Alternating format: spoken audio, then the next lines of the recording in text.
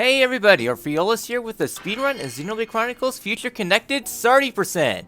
What exactly is Sardii%? We sacrifice ourselves to the glory that is Sardii. So starting things up, this is a commentary on the current world record of this category, which is currently about 520. So yeah, this category could be optimized down quite a bit further. There is a heavy reliance on RNG, especially in the early portions of the run. So at the very start of the run, the first thing that we are doing is that we are going to be changing our difficulty to casual. We'll be oscillating difficulties a little bit in the run. First up, we'll be starting up with casual and then heading on into the first fight, which is against the Volffs.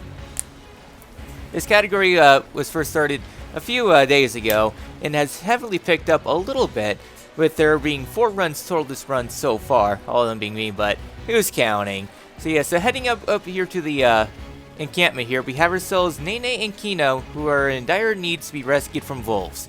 Doesn't matter because we'll be sacrificing them to an even more powerful god. So first things first, we're going to be doing is switching our party around a little bit for this fight. We're going to want to control Shulk for this fight just because Shulk has some good DPS, and we can do use the prompts in order to do a lot more damage. So we're letting the group take on the other Volffs while we focus on them.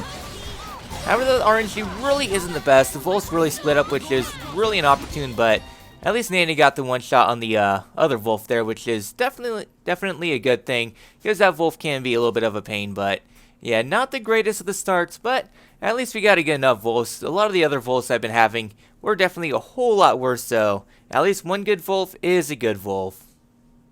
Yeah, that's probably the huge reset point, just because that Volff fight is probably the biggest source of time loss in the run.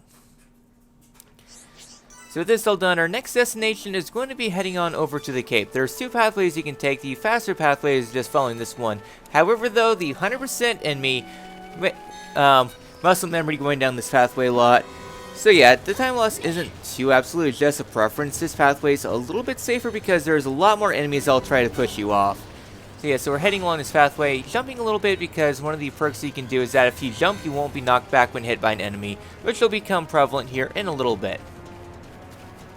Yeah, continuing to follow this pathway, we'll be running along the edge here just so that way we can save some steps here and there, but yeah.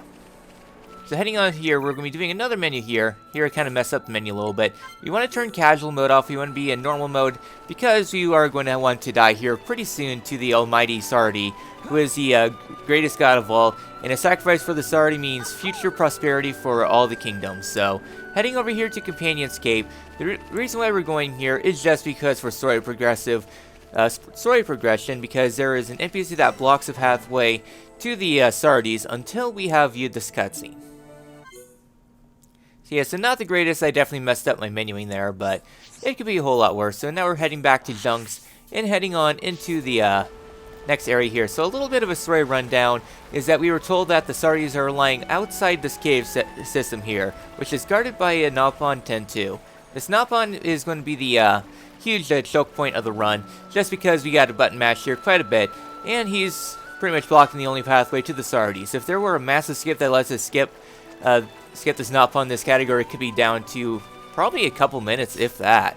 So yeah, so here is a Volff that does manage to hit me, which does suck because if you get hit, you get stopped for like a second. So yeah, a little bit of time lost there. So as we're heading on to Cragmaw Caverns, we're now talking to the Nopon 10-2. For the Nopon, they're all a part of a Pawn Spectre side quest, as they're all separate trying to find glorious treasure. However, though, the true treasure happens to be the Sardii. The Sardii is the true treasure because they are the masters of the universe. And one of them is wanting to hunt the Sardii. However, though, that poor Nopon is very confused because you actually want to be sacrificed to the Sardiis. So yeah, so he's pointing out that there's a lost Nopon heading over to an Acropolis, which is where one of the game's super bosses lie. Alright then, so wrapping up the segment here, just letting the cutscene play out, and we're all good there, so yeah, it could have been a little bit better just because of that Volff being a butt. Yeah, so the Pawn Spectres, they will help you out in battle, but we don't really care about the Nopon. The only Nopon that matters is Kino, because Kino is going to be our worthy sacrifice. Just because Kino is the squishiest of the lot, there's technically Melia, but because Kino is underneath the level threshold for the enemies up ahead, the enemies will get a damage multiplier on Kino, which does offset the HP threshold a little bit compared to Melee. Melee has less HP, but Kino will take a lot more damage. So here we'll be heading up the cliffside and want to splash down into the pool of Sardis here. The Sardii RNG really isn't the best, but we splash down, head over to this group, and let ourselves be sacrificed to the glory that is Sardii! Consume us, Sardii overlords! And there we go. And time faded black.